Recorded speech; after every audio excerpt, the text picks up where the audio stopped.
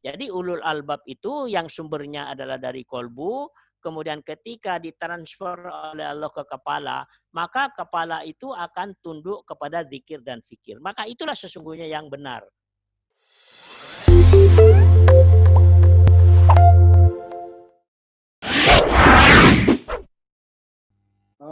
Kita ini diciptakan oleh Allah, Pak. Ya. Makhluk yang sempurna. Ya. Yang paling sempurna diciptakan oleh Allah. Ya. Iya. Ya. Jadi di situ ada kalbu, ada otak. Betul.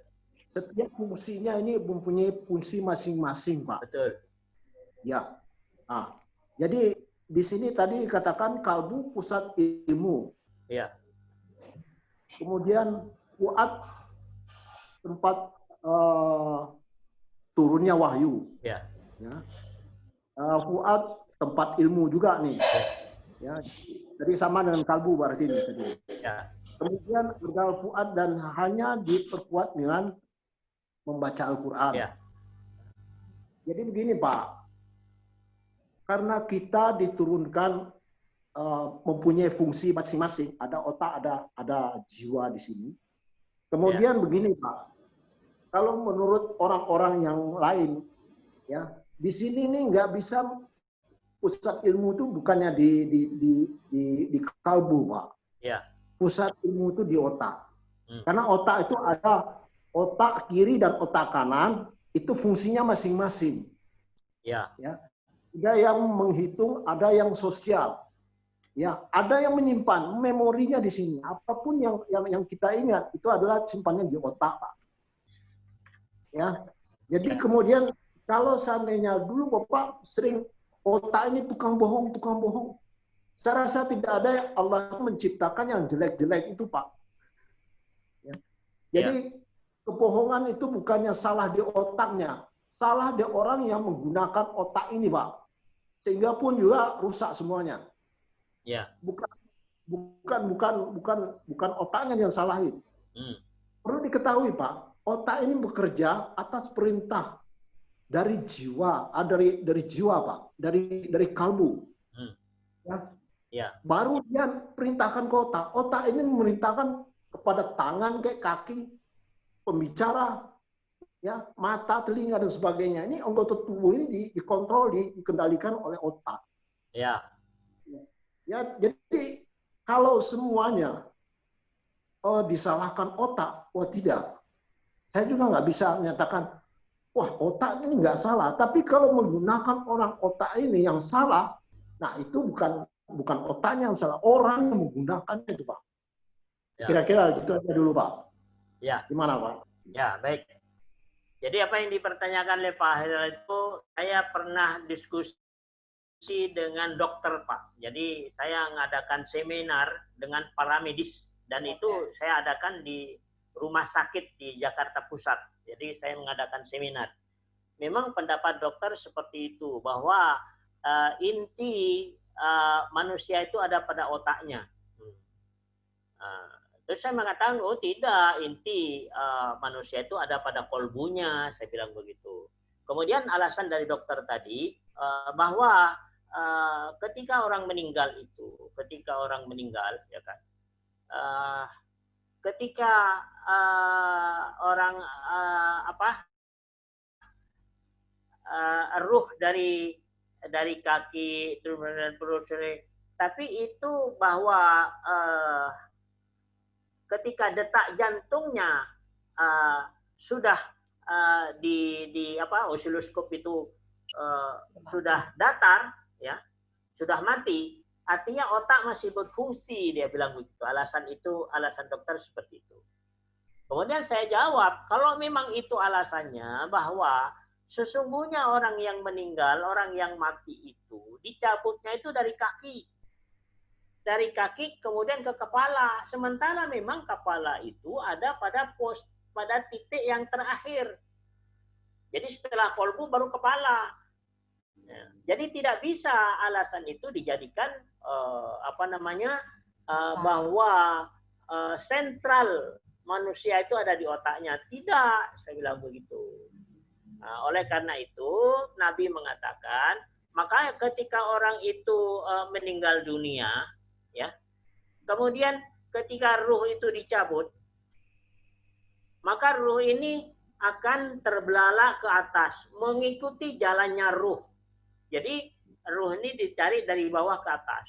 Sehingga kata Nabi SAW, ketika orang meninggal itu, supaya diusap mata, karena mata itu ketika terbelalak ke atas tidak bisa kembali, karena yang mau mengembalikan itu sudah pergi, maka diusaplah mata itu supaya dia terpejam.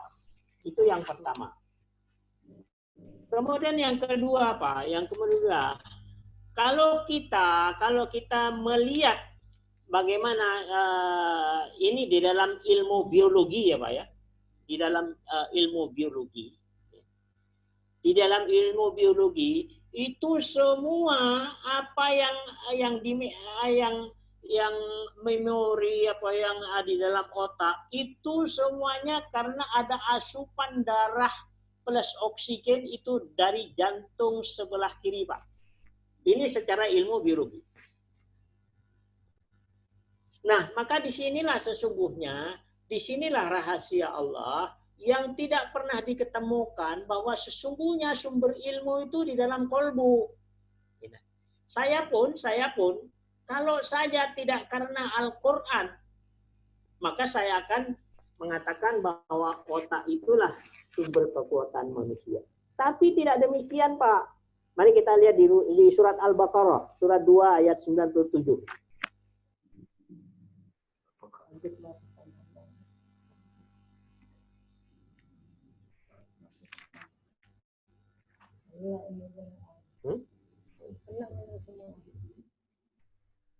Katakanlah Muhammad, barang siapa menjadi musuh Jibril, maka ketahuilah bahwa dialah yang telah menurunkan Al-Quran ke dalam hatimu dengan izin Allah, membenarkan apa kitab-kitab yang terdahulu dan menjadi petunjuk serta berita gembira bagi orang-orang yang beriman.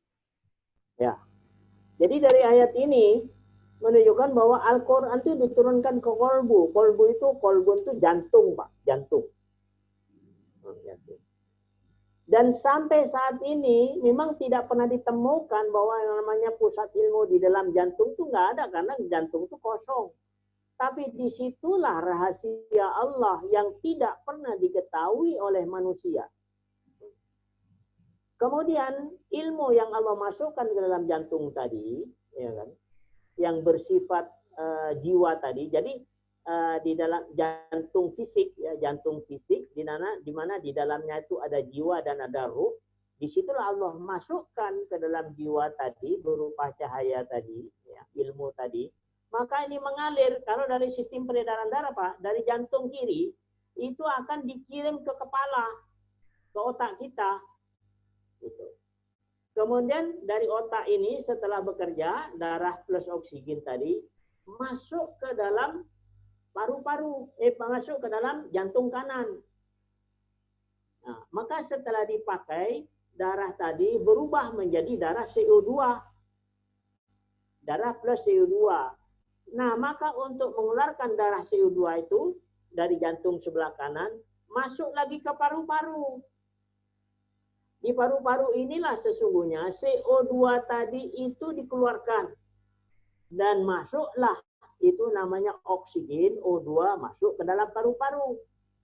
Kemudian paru-paru memasukkan darah plus oksigen itu ke jantung kiri lagi.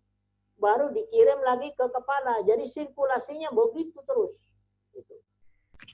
Jadi di sini sesungguhnya kalau ditinjau dari sisi ilmu biologi, ya kan, otak itu tidak akan berfungsi kalau tidak ada asupan dari jantung sebelah kiri, Pak. Ini secara ilmu biologi. Jadi antara ilmu biologi dengan Al-Quran tidak pernah salah, Pak.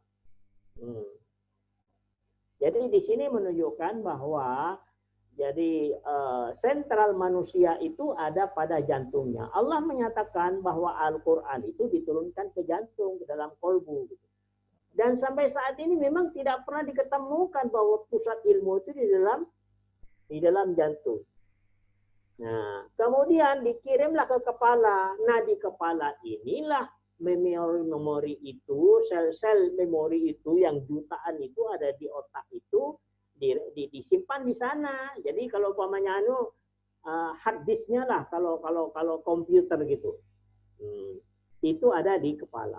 Nah, tapi semuanya jadi Allah menyatakan bahwa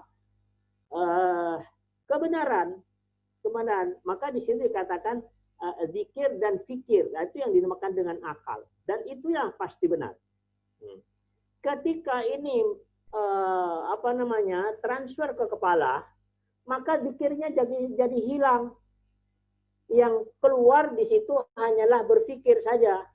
Maka berpikir inilah nanti ada pengaruh-pengaruh hawa nafsu dan bisikan-bisikan setan. Inilah yang dinamakan dengan nasiyatin kadzibatin khati'ah, ubun-ubun yang pembohong dan selalu salah. Jadi sesungguhnya kalau kita lihat di surat 96 ayat 16 tadi, ubun-ubun yang selalu bohong dan salah itu karena pengaruh dari hawa nafsu. Jadi sumber kebenaran itu oleh Allah masukkan ke dalam kolbu. Maka di sini pikiran-pikiran yang di dalam otak kita itu, ya kan, itu akan dipengaruhi oleh mata dan telinga kita, Pak. Disitulah sesungguhnya pengaruh-pengaruh itu yang dinamakan nasiyatin kadzibatin khati, yang bersumber dari mata dan kepala dan telinga tadi masuk ke dalam otak, bahwa akan selalu bohong dan salah tadi.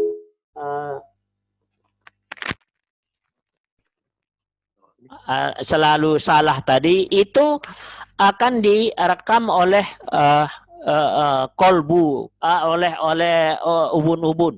Nah, sehingga dengan demikian sesungguhnya sumber kebenaran itu, ya, karena ini semuanya harus berdasarkan ilmu, Pak. Saya menjelaskan demikian ini berdasarkan Al-Quran. Kalau saja bukan dari Al-Quran, saya akan mengatakan bahwa sumber kebenaran itu ada di otak.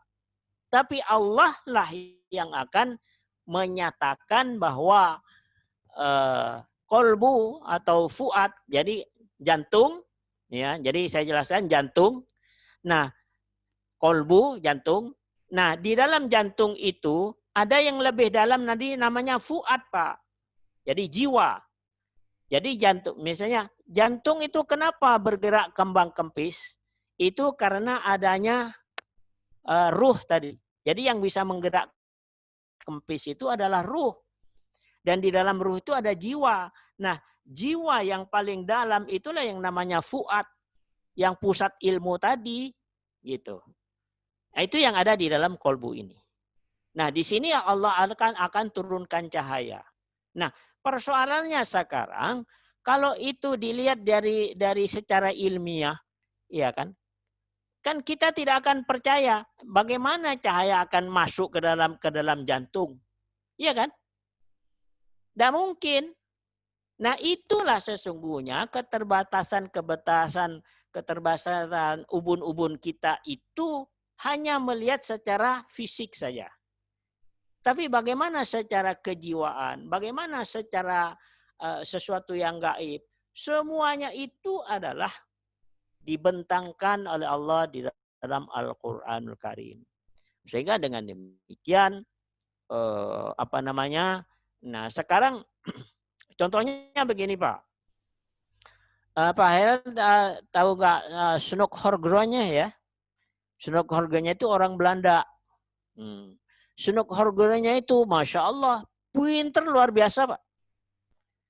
Bahasa Arabnya pinter, bahkan bisa jadi orang Arab kalah. Gramatikalnya itu luar biasa, itu yang namanya Snoek Horgronya. Jadi dia meneliti Al-Quran, ingin mencari kelemahan-kelemahan yang ada di dalam Al-Quran. Ternyata nggak ketemu. Nah, artinya apa di sini? Karena kepinterannya Snoek Horgronya itu tidak akan menemukan satu kebenaran, karena kepinterannya itu bersumber dari otak. otaknya nasiatin kadzibatin khati'ah, yang selalu bohong dan salah. Kalau saja Sunuk Horgan itu ilmu Al-Qur'annya sudah hebat, tapi mempergunakan fuad yang ada di dalam kolbu tadi, ya, maka insya Allah dia akan beriman kepada Allah Subhanahu Wa Taala, dapat hidayah dari Allah gitu. Itu menunjukkan bahwa kebenaran yang ditemukan oleh kepala itu, oleh ubun-ubun, oleh otak itu adalah hanya bersifat duniawiyah, tapi sampai di akhirat nggak keterima gitu. Nah, maka yang benar itu adalah yang akal yang ada di dalam kolbu itu. Kalau akalnya yang ada di dalam kolbu itu sudah benar, maka otaknya juga akan benar, Pak. Gitu. Jadi kalau kolbunya benar, otaknya juga benar. Tapi kalau kolbunya kosong, otaknya benar. Nah, ini yang timbul kebohongan, kedustaan, itu semua. Nah, sekarang beginilah. Betapa banyak orang-orang ilmiah itu menemukan misalnya ilmu-ilmu pengetahuan seperti di dunia medis. Tapi sekarang bagaimana itu terjadi satu rekayasa yang ujung-ujungnya duit, ya kan? Menemukan virus, akhirnya apa? Kemudian di blow up, diberikan COVID misalnya supaya orang beli. Itu kan semuanya timbulnya dari ubun-ubun, Pak. Itu kan penemuan ilmiah dari ubun-ubun. Tapi kalau penemuan ilmiah dari ubun-ubun itu sumbernya dari kolbu, dari fuad tadi, pasti itu akan menjadi sebuah kebenaran gitu. Sehingga dengan demikian, apa yang sudah berada di dalam Al-Quran ini menjadi satu pegangan kita. Jadi bahwa tadi dikatakan, maka dzabal fuadu mar'a. Jadi yang tidak pernah bohong ini hanyalah fuad. Di surat An-Najm tadi ayat 10 dan 11 tadi. Sementara yang pembohong itu adalah otak. Gitu. Ini yang mengatakan seperti itu adalah Allah, bukan pendapat saya. Gitu. Sehingga tidak ada jalan lain kecuali harus kita imani gitu. Ya, tanya dulu Pak. Ya. Fungsinya saya kan sebenarnya bukan sirkulasi darah dari otak ke jantung. Sebenarnya semuanya pun dia berjalan sampai ke kaki, sampai ke tangan-tangan, itu dipompa oleh jantung semua, Pak. Ya. Ya itu sirkulasinya itu memang kita akui. Tapi gunanya, ya, kalbu itu mempunyai fungsi masing-masing. Otak mempunyai fungsi masing-masing. Bukan kalbu itu, otak itu bisa mengalahkan kalbu, tidak. Itu yang saya maksud, Pak. Jadi begini, Pak. Kalau kalbu itu biasanya, Pak, dia tidak ada memori, tapi dia bisa menerima yang gaib-gaib, yang abstrak, yang tidak jelas. Baru nanti dianalisa sama kepala. Kalau kepala ini pun juga dia tidak bisa menyimpulkan. Kalau kadang-kadang makanya otak itu dia tidak bisa menerima yang gaib-gaib, yang fakta, yang nggak ada faktanya, Pak. Jadi kalau wahyu dari Allah, otak itu nggak akan mampu untuk menganalisanya. Dia masuk ke sini dulu. Makanya itu di sini itu ya yang abstrak, yang tidak jelas, yang tidak bisa dirasakan, tapi dia itu diyakini harus ada. Nah, itu tempatnya di sini, Pak. Jadi nanti baru diyakinkan kepada sini bahwa itu ada. Nah, baru dia ini bekerja, Pak. Jadi bukannya sirkulasinya itu yang saya tanyakan. Fungsinya itu adalah meyakinkan bahwa itu Allah itu ada, dia nggak kelihatan. Dia nggak bisa dirasakan. Dia nggak bisa dilihat. Tapi dia ada. Kalau dianalisa di kepala nggak akan bisa masuk, Pak. Tapi harus dirasakan dari sini, Pak. Ya. Nah, kemudian pun juga waktu katakanlah orang itu nanti pembohong, pendusta atau jahat pikiran, itu dimulai dari jiwa, Pak. Kalau jiwanya ini pun juga, contohnya saja, kalau orang mau pengen membunuh orang atau mengakali orang, itu dimulai dari jiwa, Pak. Ya. Jiwa ini dia perintahkan kepada otak. Gimana caranya? Nah, baru dia ini. Baru di sini bekerja. Jahatnya itu bukan sudah perintah pada tangan, perintah kepada kaki. Dia hanya menjalankan perintah. Ini anak buahnya, ini adalah tubuh ini semua, Pak. Nah, jadi itu maksudnya saya itu adalah, ini fungsi otak ini adalah perintah daripada jantung. Jantung ini iya. Tapi kadang-kadang manusia ini membuat kesalahan-kesalahan tuh, kesalahan-kesalahan inilah yang merusak otak ini kadang-kadang itu, Pak. Jadi kesalahan itu dimulai dari sini. Jadi kalau Bapak katakan ini pembohong, ini juga pembohong juga, Pak. Kira-kira gitu, Pak. Kira-kira, Pak. Ya. Gimana, Pak? Coba buka surat Ali Imran. Surat 3 ayat 190 sama 191. Sesungguhnya dalam penciptaan langit dan bumi dan pergantian malam dan siang, terdapat tanda-tanda kebesaran Allah bagi orang yang berakal, yaitu orang yang mengingat Allah sambil berdiri, duduk, atau dalam keadaan berbaring. Dan mereka memikirkan tentang penciptaan langit dan bumi seraya berkata, "Ya Tuhan kami, tidaklah Engkau menciptakan semua ini sia-sia. Maha suci Engkau, lindungilah kami dari azab neraka." Jadi dari situ sesungguhnya, di situ ulul albab, Allah menyatakan ulul albab. Jadi di situ adalah merupakan satu kekuatan berpikir dan berzikir. Berpikir dan berzikir itu adanya di dalam kolbu. Allah menyatakan di situ ulul albab, lubun. Jadi berpikir, berzikir itu sumbernya adanya di dalam lub atau ulul albab atau orang yang berakal. Kemudian setelah berpikir, sumber berpikir dan berzikir yang dari kolbu itu, ketika naik ke kepala, maka yang terjadi adalah zikirnya yang hilang sehingga menjadi berpikir saja. Jadi artinya apa? Bahwa tetap di sini itu sumber berpikir, sumber analisa, sumber pemikiran dan semuanya yang sudah dikendalikan oleh Allah itu adanya di dalam kolbu, Pak, dalam bentuk gaib. Kemudian ditransfer oleh Allah dari kolbu tadi masuk ke kepala.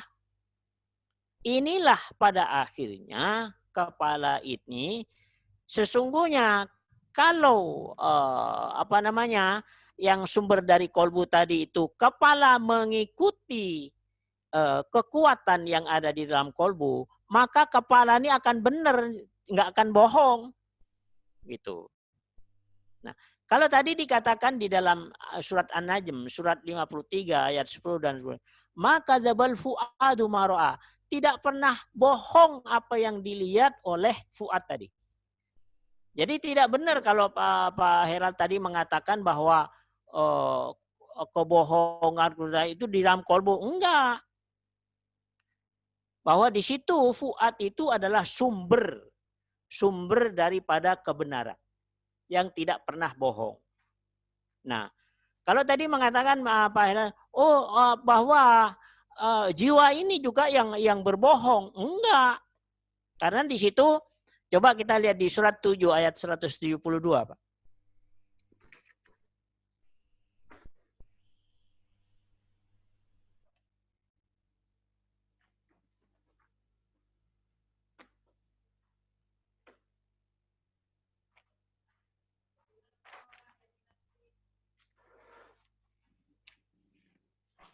Dan ingatlah ketika Tuhanmu mengeluarkan dari sulbi atau tulang belakang anak cucu Adam keturunan mereka. Dan Allah mengambil kesaksian terhadap ruh mereka seraya berfirman, "Bukankah aku ini Tuhanmu?" Mereka menjawab, "Betul, Engkau Tuhan kami. Kami bersaksi. Kami lakukan yang demikian itu agar di hari kiamat kamu tidak mengatakan sesungguhnya ketika itu kami lengah terhadap ini. Jadi di situ ayat di situ menunjukkan bahwa jiwa itu bersyahadat dengan Allah. Fitrahnya jiwa itu adalah bersyahadat dengan Allah.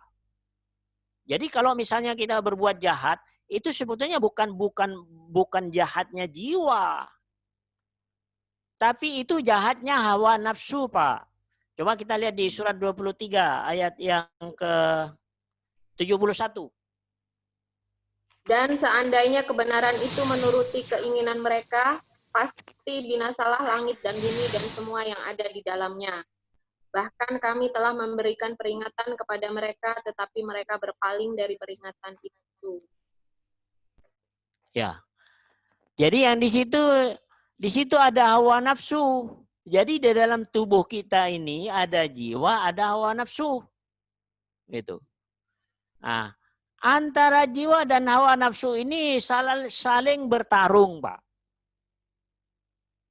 Ketika orang itu jiwanya itu kuat, ya, bisa mengendalikan hawa nafsu. Nah, itu yang dinamakan ulul albab tadi. Jadi kepalanya itu jadi bersih gitu.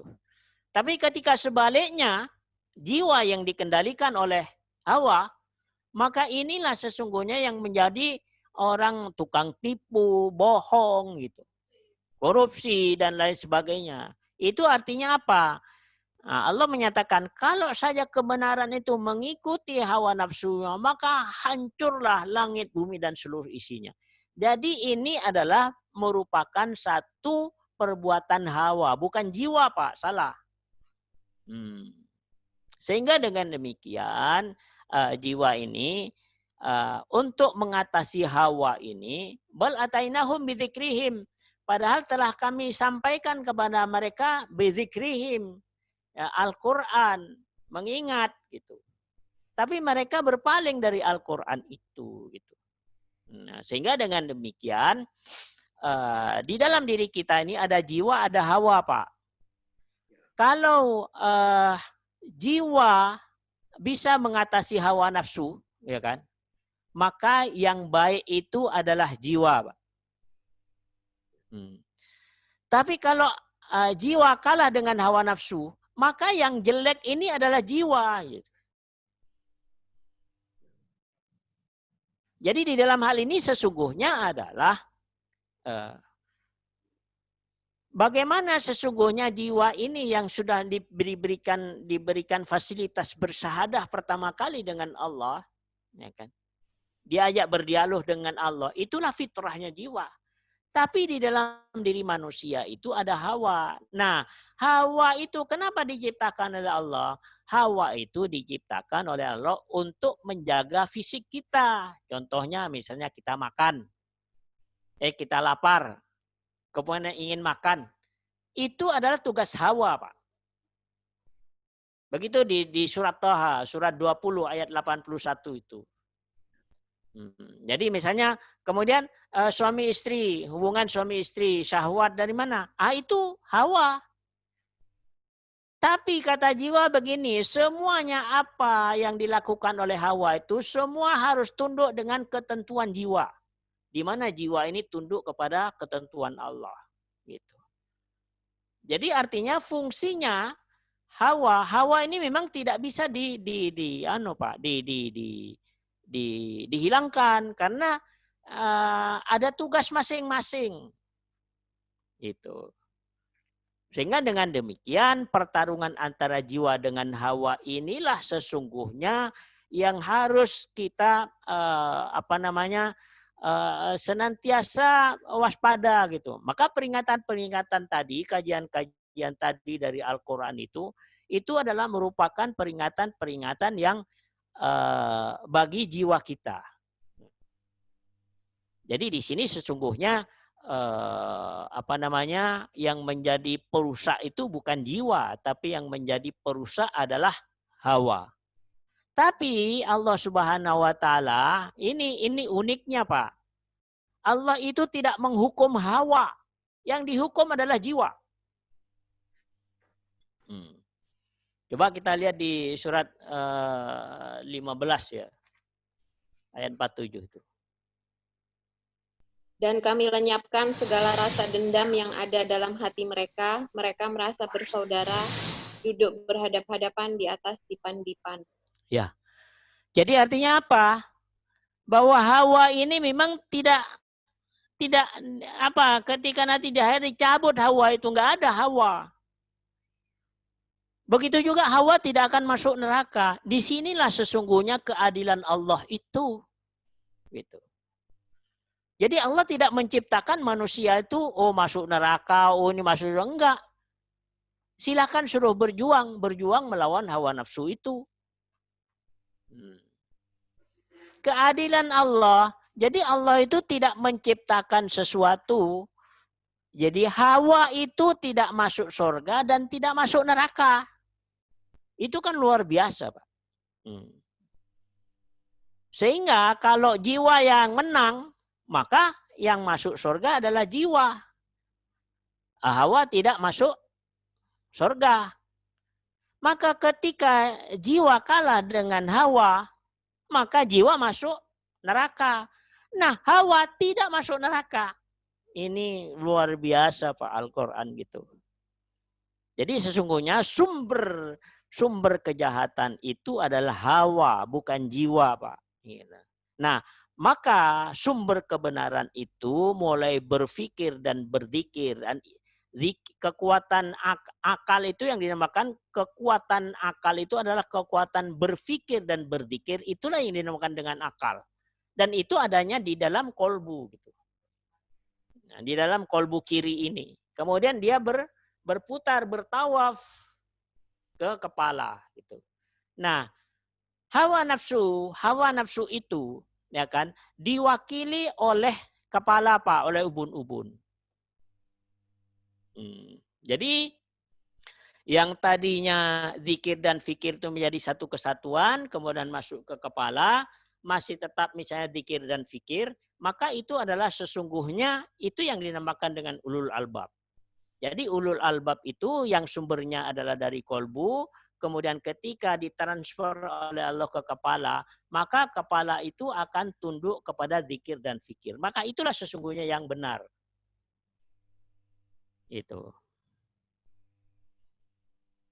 Jadi otak kita yang mempunyai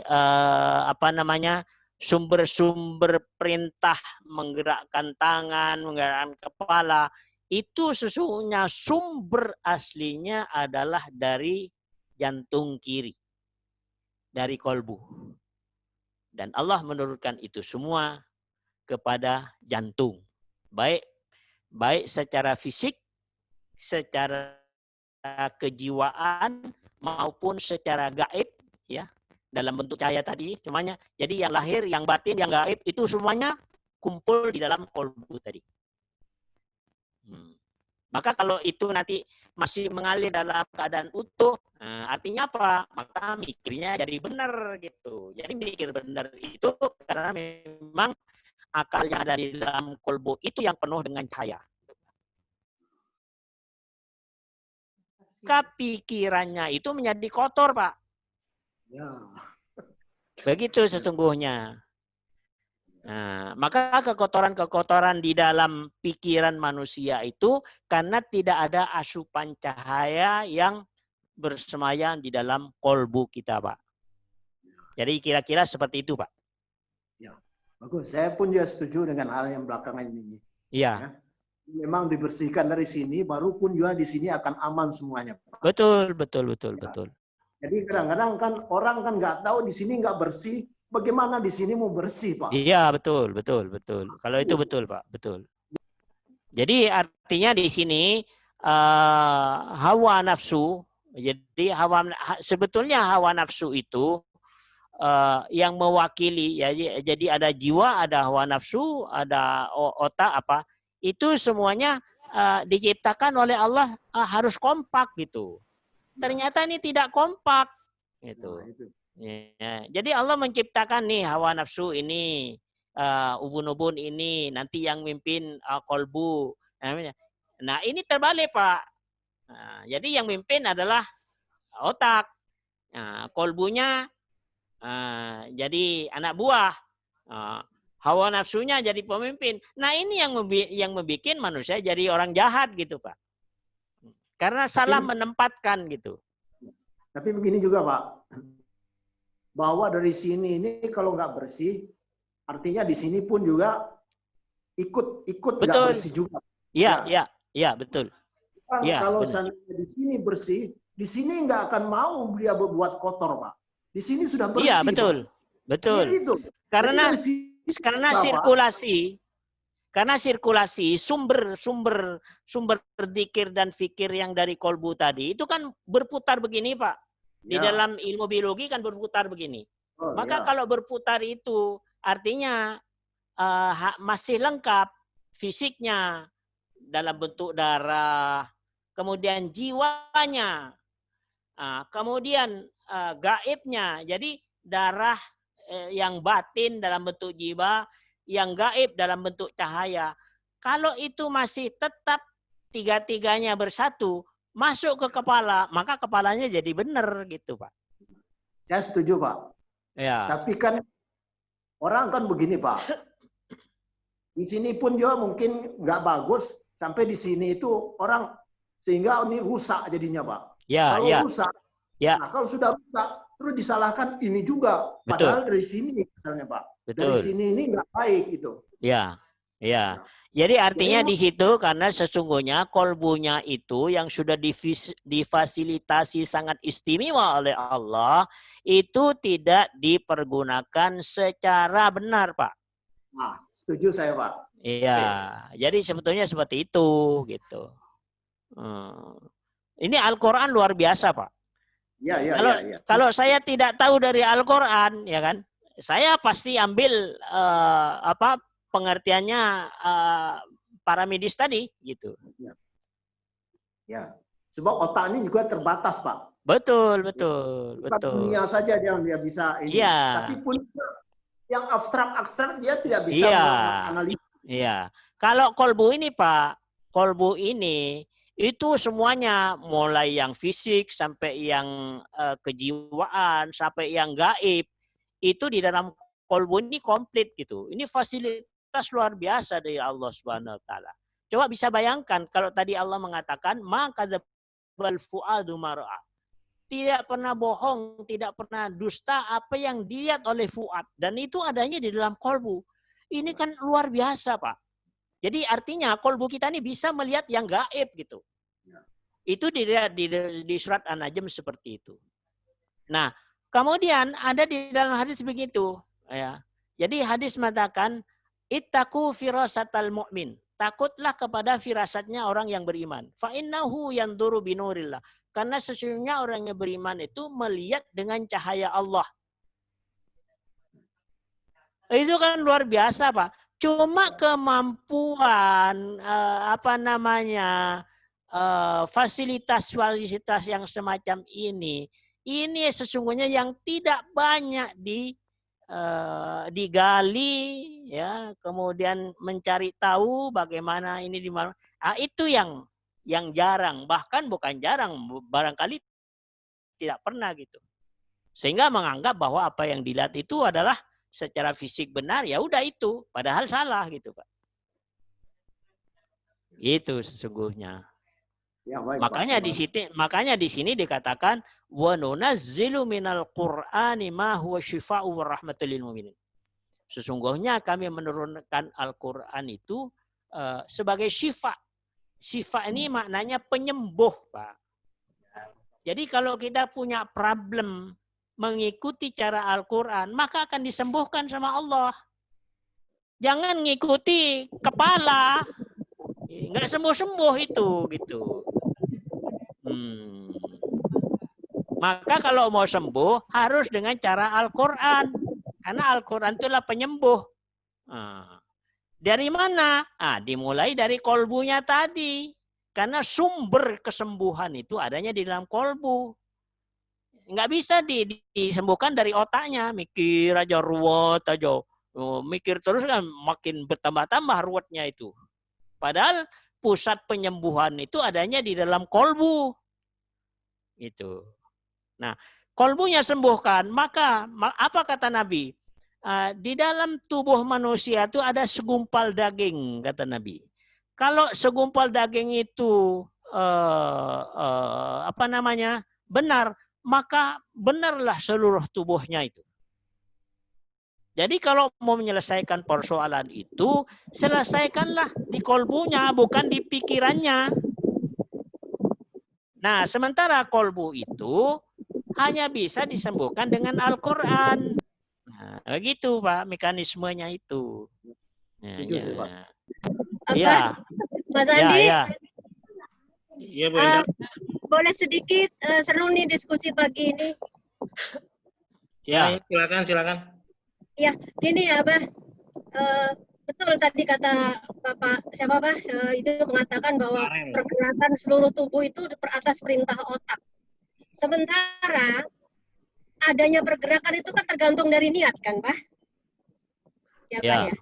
Niat itu kan munculnya ada di dalam kolbu kan, Bah? Sementara niat itu ada dua. Niat ini yang niat dari hawa atau dari jiwa gitu kan ya, Bah? Iya. Jadi tadi yang kata Bapak jiwa bisa membunuh itu betul, salah, itu betul karena itu yang niat bukan jiwanya tapi hawanya yang niat untuk membunuh orang kan, Pak? Iya. Ya, betul gitu nggak? Iya. Jadi artinya begini ya. Iya. Jadi memang ya kan itu sumbernya dari Allah, ya kan. Kalau kita lihat tadi, ya kan, bagaimana Allah, kita lihat di surat 32 ayat 9 itu. Jadi di situ alatnya Allah berikan terlebih dahulu. Ya kan? Ya. Dari situlah Allah itu akan menyembuhkan atau akan memberikan perintah itu dimulai dari fuad tadi. Pendengaran, penglihatan, fuad yang ada di dalam kolbu tadi. Gitu. Memang ini ini pertanyaan yang bagus sekali. Terima kasih saya pertanyaan. Jadi saya jadi semangat gitu. Makasih Pak Eral jawab beda ya. Ya, justru saya ada pertanyaan begitu senang gitu, Pak. Jadi artinya saya bisa buktikan. Ya, Pak.